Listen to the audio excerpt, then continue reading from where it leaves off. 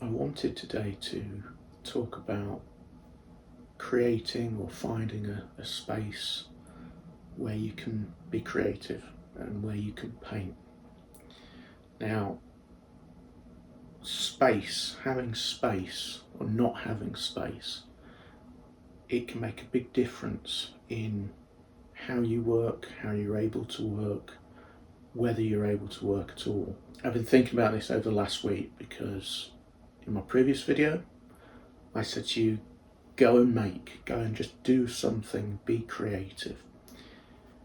And it's not always easy to do if you're not familiar with being able to tap into that side of you, and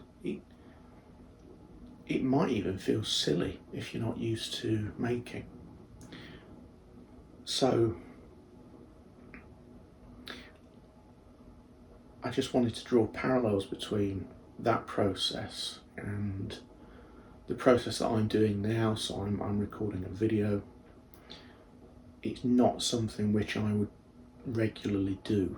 So I'm still trying to figure out the best processes that would work for me to enable me to get the best out of each video.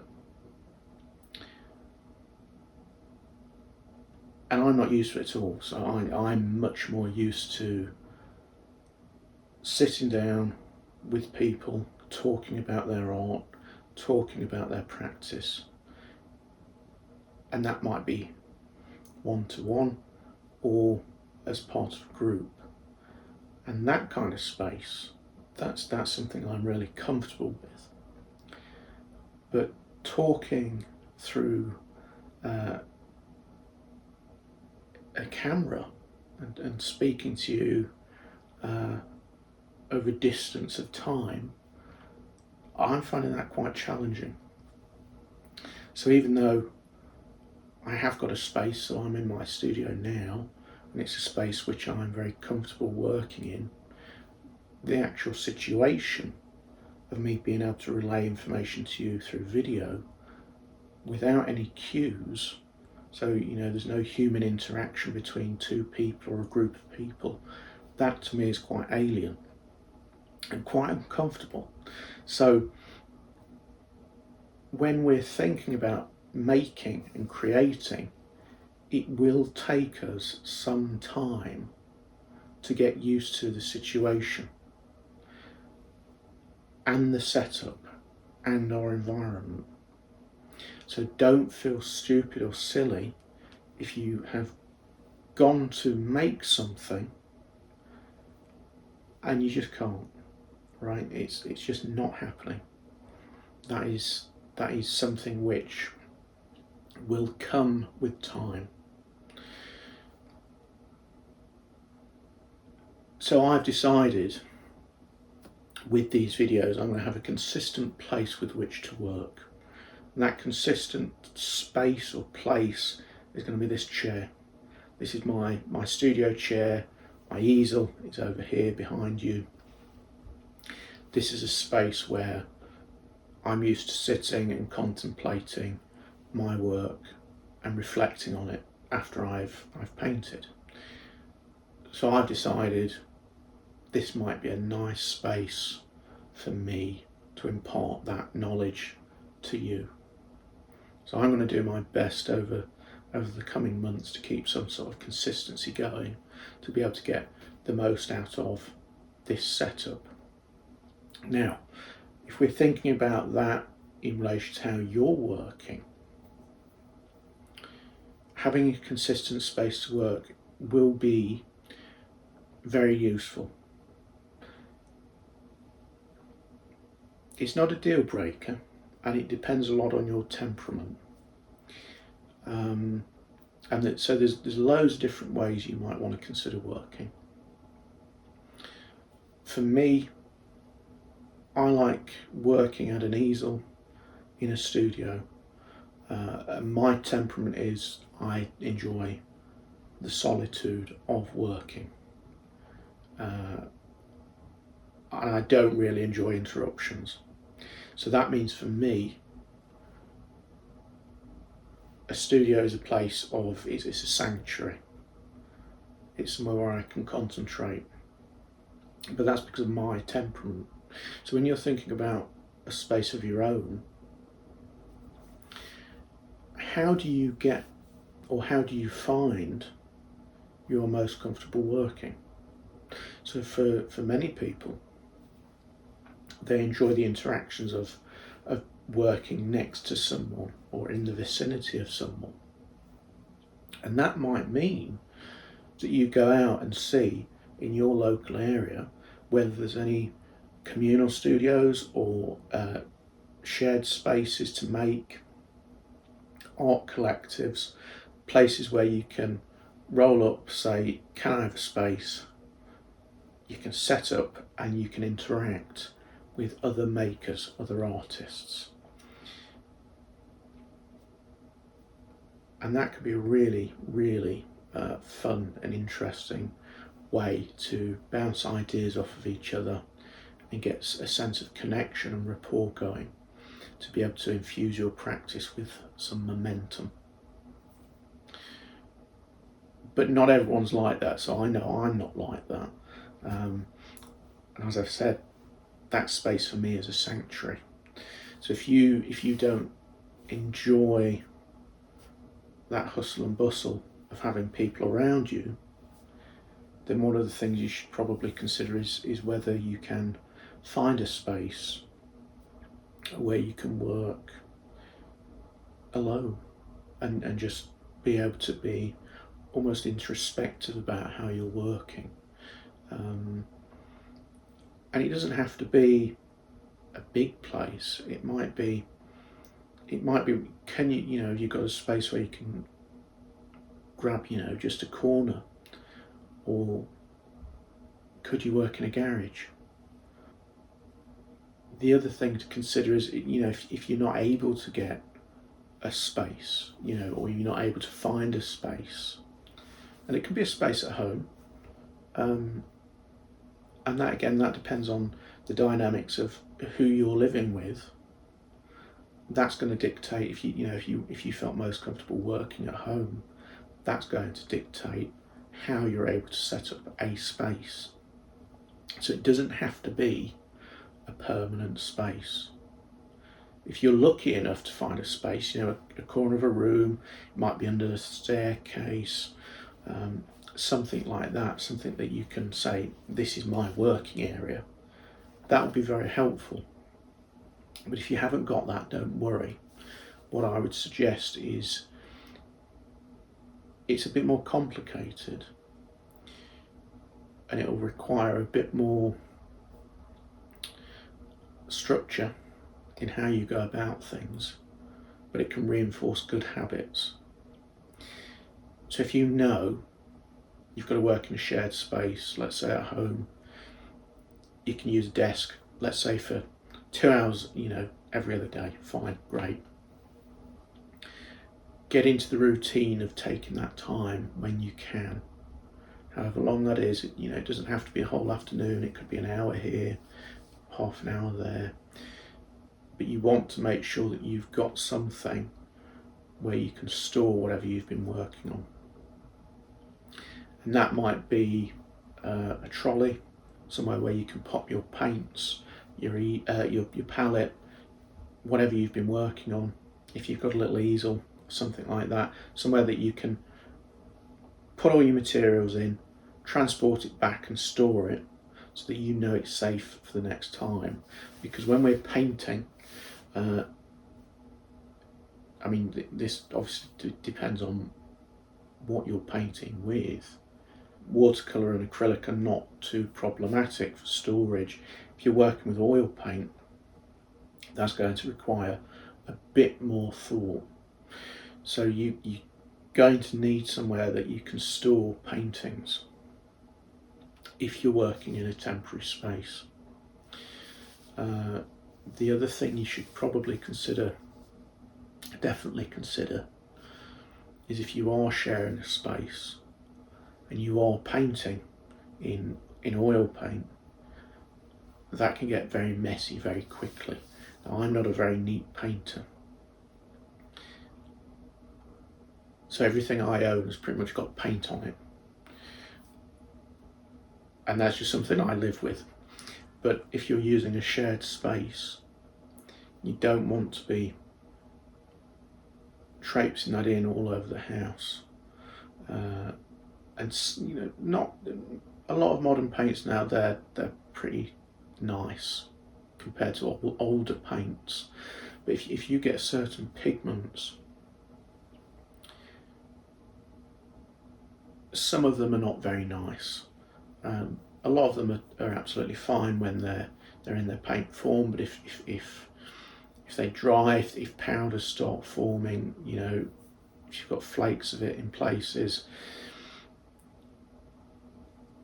it's not ideal. So you want a clean area. You want to make sure whatever area you're working with is nice and clean if it's a shared space. The idea is going to be getting into a sense of routine and consistency in terms of you being able to ring fence off a little bit of time here and there, just so that you can get comfortable making.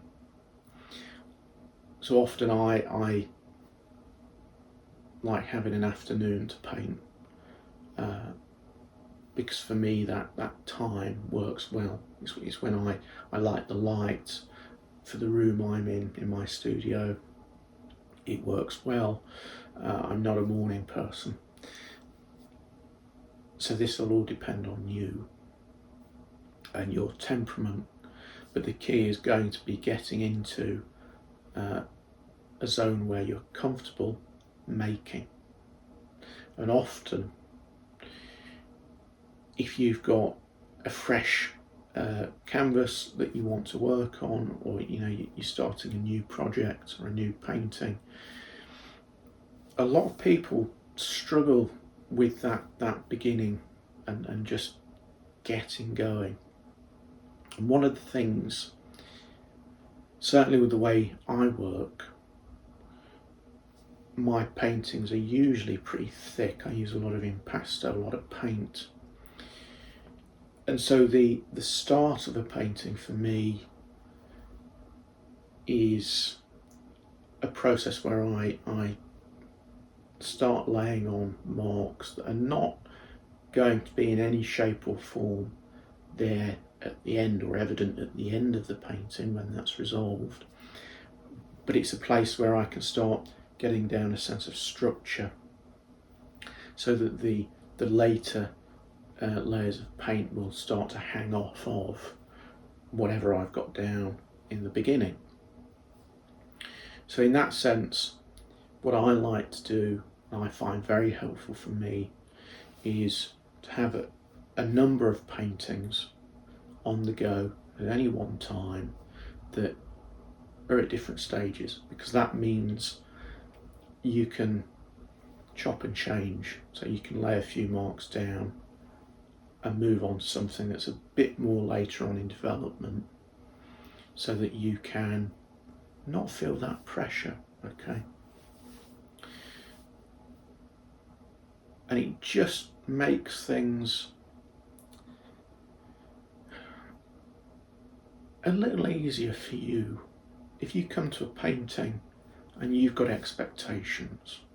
And often if you're starting out, if you're not used to making, you will probably either have no expectations at all that anything's going to happen, or that it's going to be terrible, or that you want it to be the best thing that you've ever made, right?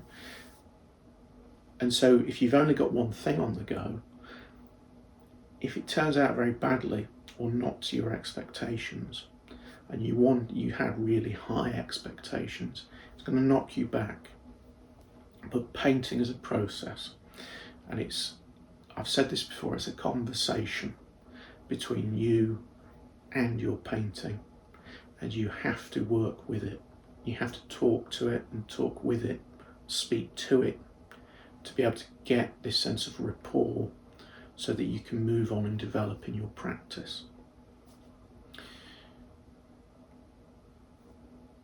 So it will take time. It will take time. But don't be put off by that. Now,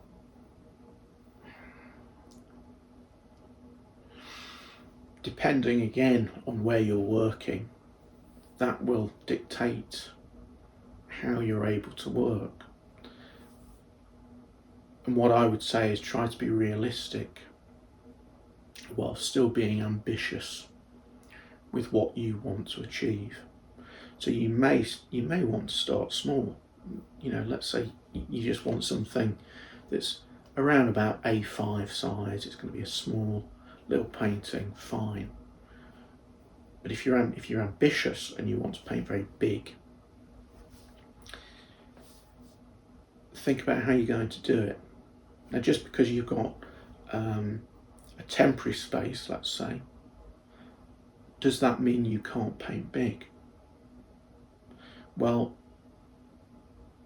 I would use lateral thinking, and I would approach the project. If you wanted to work large, on a large scale, but you don't physically have the space, what can you do? Let's say you wanted a 6-foot painting by 6 foot, right? Well, you could break it down into smaller chunks, and it could be these modular panels that you're working with. It might be, it might be stretchers, canvas, it might be wood panels, something that you can bring together later on, almost like a collage, okay? And that would let you work and have a sense of structure. And there would be less pressure then for you to get the whole thing right. And as you're starting out, you will probably be thinking about how it can be finished or how it can be completed.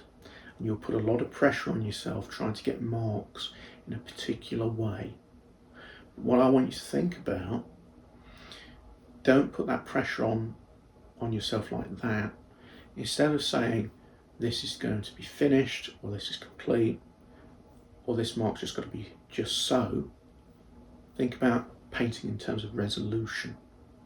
So it's not that the painting's finished, it's that the painting's resolved. And it's again going back to this conversation between you and the painting. And you may be sitting there thinking, what the hell is Tom going on about? But it will come with practice. As you ease yourself into the routine of making in a space that you're getting comfortable with, it'll become apparent. Now I will be doing a video in the future on resolution, because that is such a big part of the painting process.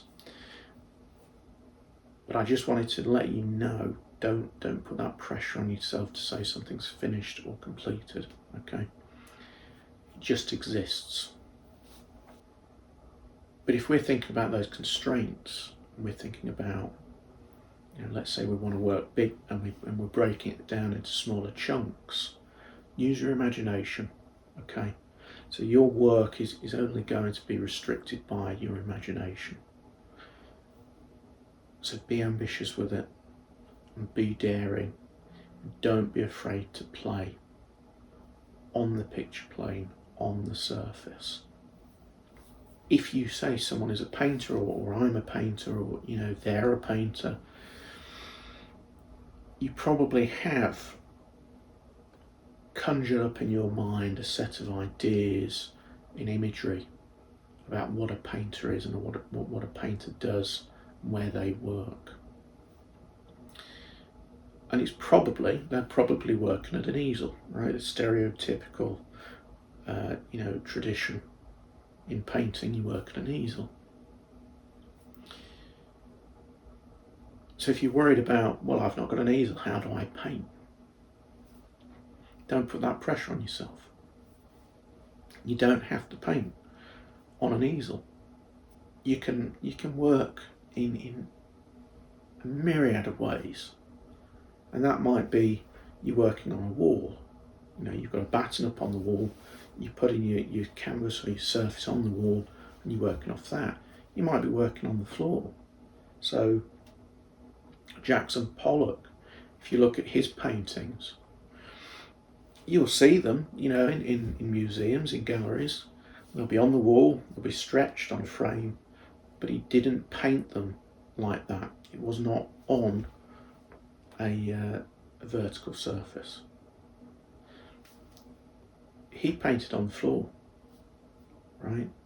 So the marks he's making, they were directly informed by how he was working, and that was on the floor.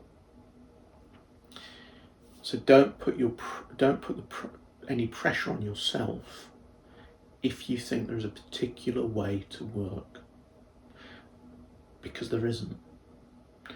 It's all about building up your visual language and you getting comfortable and tapping into how you want to work and the type of artist that you want to be. So a lot of the time I will work at an easel because that's how I work. But that doesn't mean that's all I do, or that's the only thing I do. Sometimes it gets taken off. I'll be working elsewhere on it. It'll be on the floor, it'll be on a flat surface, somewhere where I can do something, make a mark that I couldn't do if the surface was, on an easel. So don't worry about there being a right way. It's all about finding your way to work. Which brings me on to the last thing I wanted to talk about today, which is you may feel you're failing at painting, and you may have doubts creeping in that you are not good at this, this being painting.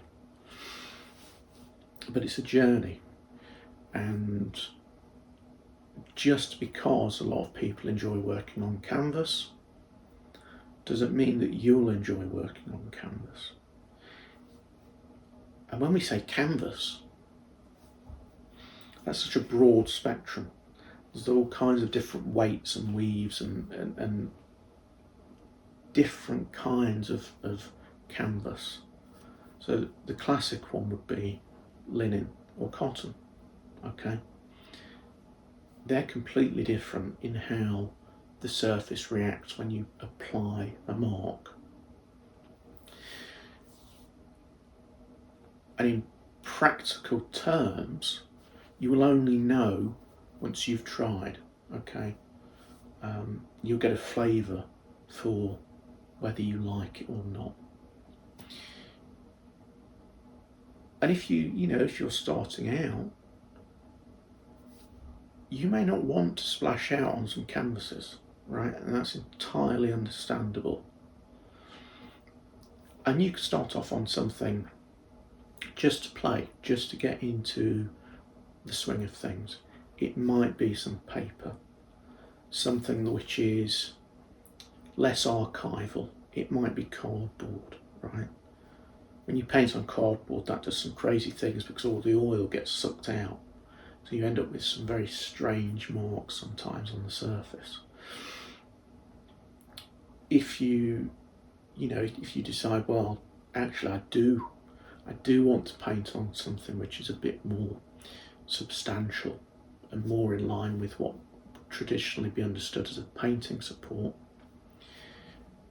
you've got a few options. Now, the modern go-to is a stretcher and canvas, right?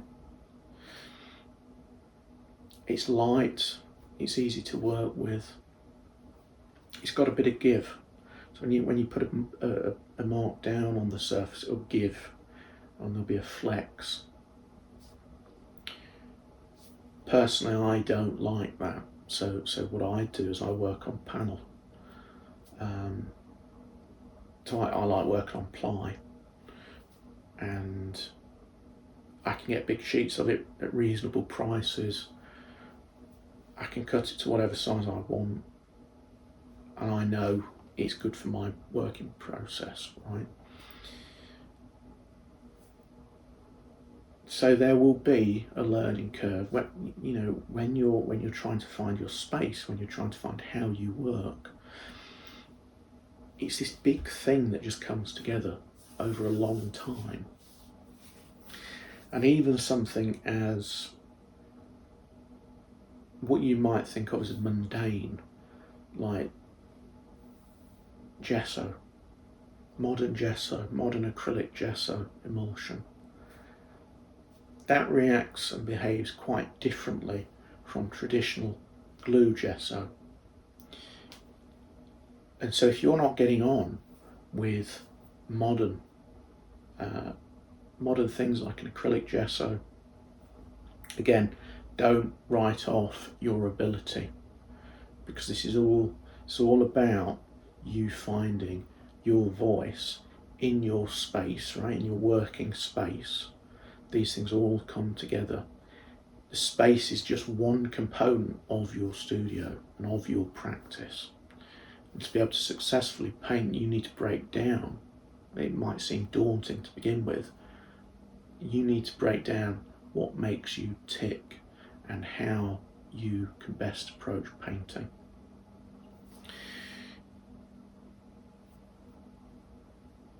Sometimes you might want to go crazy, right?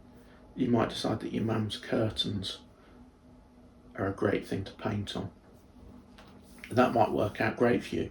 Your mum might be less pleased about it, but you might discover something there, right? There may be a coarseness to the weave of the fabric. It may be a completely different fabric that you'd not considered before. So when you're working, I would perhaps also think about not what can I buy, right? And this is a classic art school thing. It's not what can I buy, because as an artist you're always probably on a shoestring budget. It's how can I work more sensibly for my preferences. And that will often mean that you come up with some interesting solutions. So you might have, let's say you want to work small, you might have some old clothes that would make some really interesting surfaces. Maybe you can stretch them over a bit of board, gesso them, and then paint on them. You might not even want to gesso them.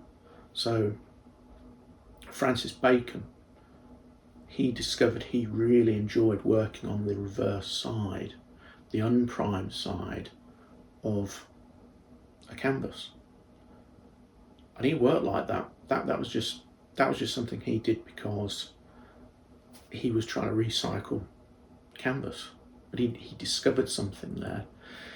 So always be on the lookout for things that are in your life, right, or through people you know, that you might be able to use in your own practice, okay? What can you recycle? What can you make use of that will help you get to where you want to be without spending a huge amount of money? Because the modern